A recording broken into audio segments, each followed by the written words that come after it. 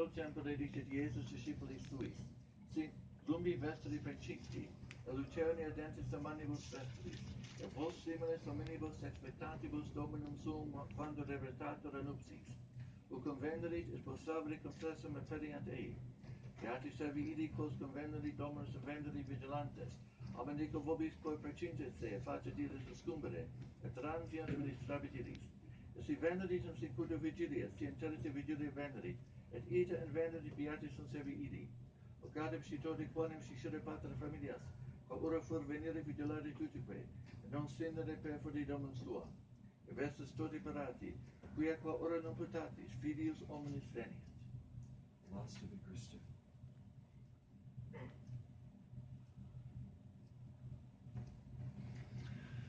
And he is a protector for all those who await him. Ave Maria, gratia plena Dominus tecum, benedicta tu in mulieribus, et benedictus fructus ventris tui, Iesus. Sancta Maria, Mater Dei, ora pro nobis peccatoribus, nunc et in hora mortis nostrae. Amen. Our Lady of Mount Carmel, Pray for us. St. Pius X, Pray for us. St. Francis of Assisi. Pray for us. So today, as I said, this is a Franciscan feast day, in which three are commemorated, one saint and two blesseds. We see in this life, the three lives, I should say, the theme of the expectation, the awaiting of God. So you might ask yourself during the Holy Mass, what are you waiting for? What is the particular driving force that is motivating you toward your goal? What is your goal, in fact?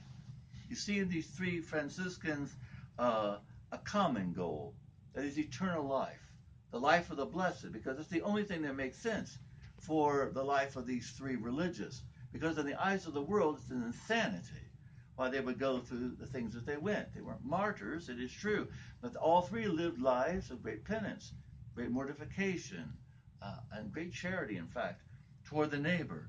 And that only makes sense when you see why they are living. And so you see at the end of the epistle, which is from Ecclesiasticus, it says that the Lord is protector of all those who are awaiting him in truth. That is, they didn't just pretend to be Catholics. They didn't just sort of go through the motions of being Catholics. And we can apply that no matter what our state in life is. That is, we ask ourselves, what are we here for? What is the driving force?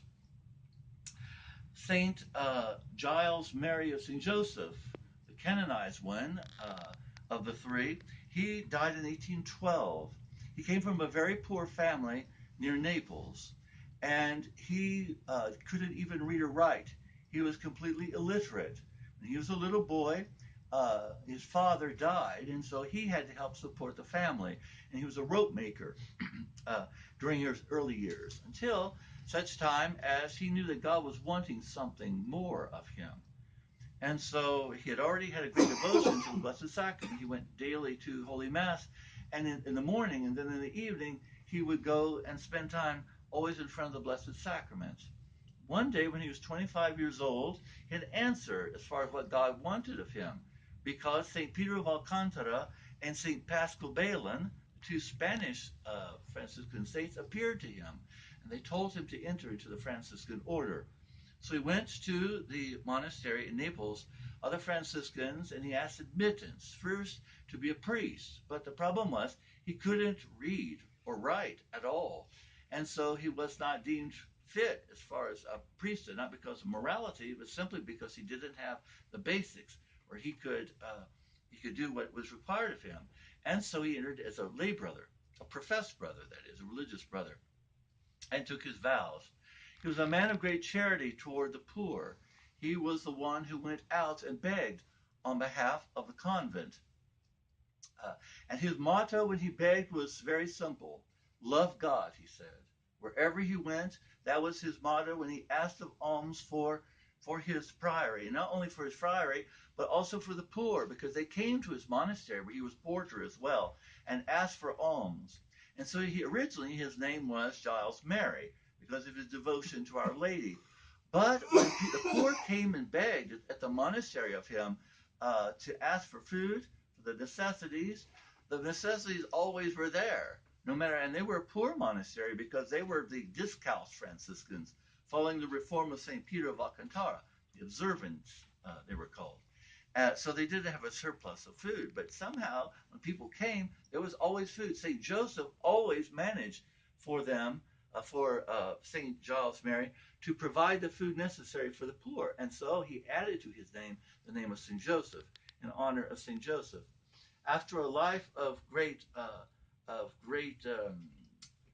charity toward the poor, not only giving food, but he carried the image of Our Lady of the Well to the poor, the sick, I mean, to heal them. After a life, he died finally in 1812, and after that, there were miracles attributed to him, especially the poor, sick, I mean, the healing of the sick.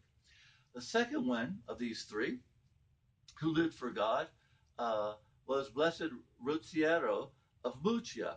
He came from quite the opposite extreme of things. He was not born a poor peasant, as St. Giles Mary, but he was born an aristocrat. He came from a noble family, and in 1220 he was in Bologna as a student at the University of Bologna, where he was studying, as many of the well-to-do did, in order to enter into various things they could get into. He was not planning, I don't think, to enter into the church particularly. Bologna was a center of law, ecclesiastical and civil law. So he was there, and one day St. Francis came into the city of Bologna in 1220, and he preached a great sermon, and the entire city went out to see him because he already had a great reputation for holiness. And the theme of his sermon was very simple. It was about the supernatural things, about demons, about angels, and about man.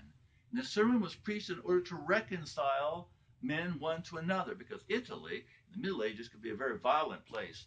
It was like the Hatfields and McCoys times 100 in Italy. The clans were all against each other within the cities, and that was the case in Bologna too. And he preached a sermon which reconciled many to not only to God but to each other. The feuds ended after this sermon. It made a huge impression.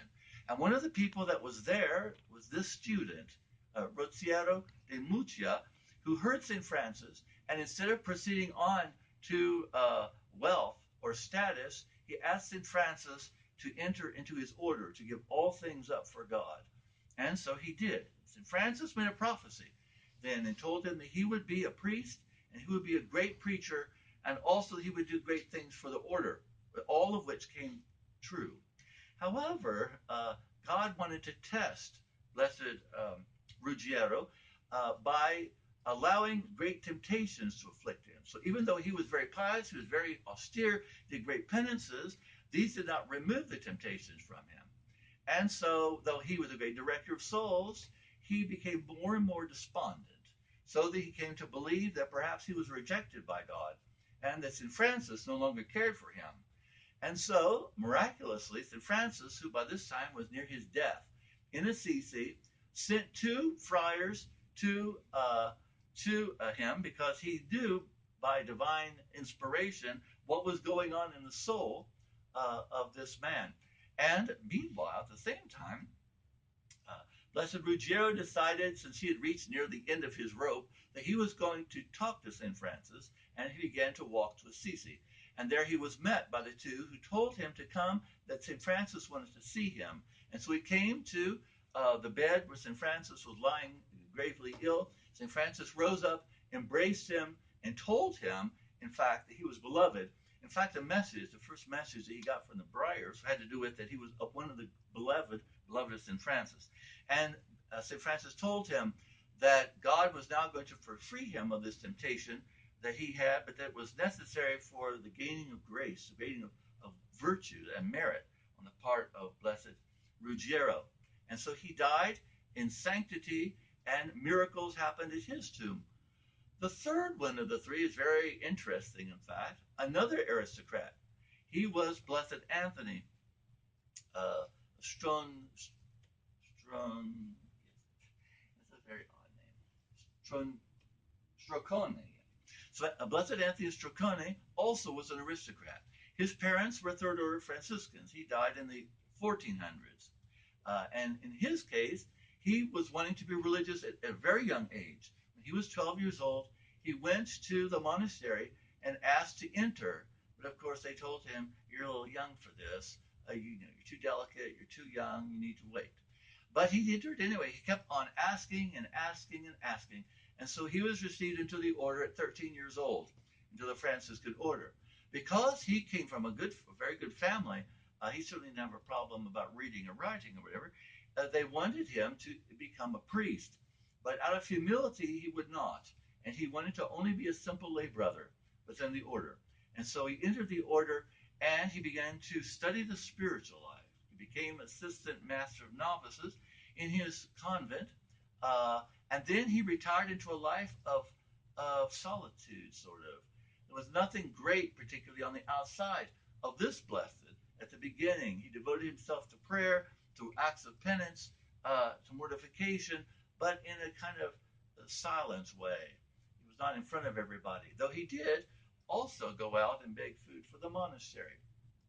He was in the order for 68 years before he died in his 80s in 1471. And then began a great number of miracles. 1 year after his death, he was buried, by the way, in a common grave. And the friars used to bury the brethren under the church. Within the church, the tiles were opened up and they were buried in a common grave. So 1 year after that, there was a saint there, in fact, living, St. James of the Marches. He was a great reformer of the Franciscan order. And while St. James was at this in this friary, he saw in the church a fire was coming out from under the church where the friars were buried. And so he ordered that the tiles be lifted up to examine what was happening under, because he knew that God had done this. This was a miraculous thing. And so when they opened up the tiles, he was found the blessed Anthony was found completely incorrupt, and there was a sweet smell that came out of the tomb. Well, when that happened, he was taken out and put in another place, a separate place, a sepulcher, and many miracles for this again regarding the sick happened. And not only that, but there began to be signs coming from the tomb. Every time one of the community was near death, there was a knocking sound from within the urn where the body was. And that happened all the way until a final miracle happened in in the 1600s, later part of the 1600s. And what happened was he was, of course, encased in a crystal urn by this time because he's incorrupt. So a possessed woman was brought into the church where Blessed Anthony was, or his body was, I should say, and he was reclined. But when the possessed woman was brought into the church, the body of Blessed Anthony began to raise up, and his hands raised up in the position. That's still the position of the body now in Italy. And then he was moved after that to his hometown. He had been near Assisi, where he spent most of his life. But many miracles happened due to the intercession of Blessed Anthony. What is the common thread to these quite different stories? It had to do about why they did what they did. St. Giles Mary had this as his motto: think of and act only for God. That was the motto he had for his entire life. And that is the motto which is the common thread for all three of the people which the church celebrates today. To think of and act only for God. This love of God was the burning force which drove all three of them. Because, according to the world, this is madness. The Franciscan observants were very poor. They gave up everything they had. They went into a friary. All glory of the world was gone. And therefore, for the eyes of the world, this is insanity. Because for them, you only have this world. You need to get what you can get in this world. Enjoy what you can in this world. But they gave up everything they had in this world for the next world, for God, for union with God. And so I think that all three of them are a great inspiration, and they should make, no matter for seminarians, lay people, or whatever, that thought of St. Giles Mary, to think of and live only for God, has got to be the motivating force for us. Because this world ends. We're not going to live forever. We're not going to have our possessions forever. We're not going to have anything of this life forever except where we stand before God. That and that only. That's the only thing we can carry with us, either for good or for ill, and hopefully for good, because this love of God begins heaven for us. These friars were not gloomy. They were not people who were just dragging through life, just waiting till the end of it. No, no, no. For them, heaven already started because God dwelt in their souls, and they were more and more aware of it the more the love of God grew in them. Everything for them was centered on God because they experienced God. And that's another thing we should be hopeful for. This life is not just one of dragging by, but the closer you draw to God, the more you know God in a quite different way than in a book. It's fine, a book. In fact, you're not going to know anything if you don't start out reading a book about God. The catechism, for example, or spiritual reading, but it can't end there because God can't be found in a book. God exists, of course, in the Blessed Sacrament in the second person in his sacred humanity, but he also dwells in your soul if you're in a state of grace. And he wishes you to experience him, which is why also in this Mass you have in the tract, I believe, taste and see that the Lord is good. To taste God. That's something common also to the saints. They didn't just believe it speculatively. They could taste God, experience God in the soul. Because as the love of God grows, then the awareness of God's presence in the soul grows with it. So let us take great comfort in these three today, the saint and the two blessed who gave themselves totally to God, that they would be model for us, no matter what our situation in life. That at least that burning love of God, that unicity in where they wanted to go, will be the one thing that characterizes us. Let's ask the Holy Virgin also, to whom they were all three greatly devoted. The Franciscan order is known as a great order in devotion to Our Lady. They were the ones who fought for the Immaculate Conception through thick and thin, never bending on that, until it was finally defined by Pope Pius IX, who himself was a Franciscan, third order. This love of Our Lady, she also had this burning drive for God, this burning love for God, in which God was the thing that bound all things together for her. So ask her intercession then, that she would inflame in our hearts through her intercession this burning love of God, so that we might find in God our all. In the name of the Father, Son, and Holy Ghost.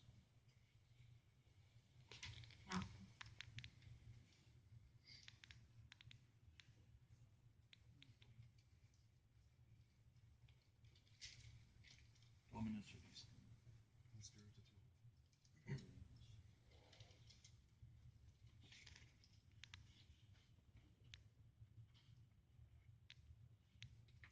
Ius volento de exultant conspectu Dei, de rectentum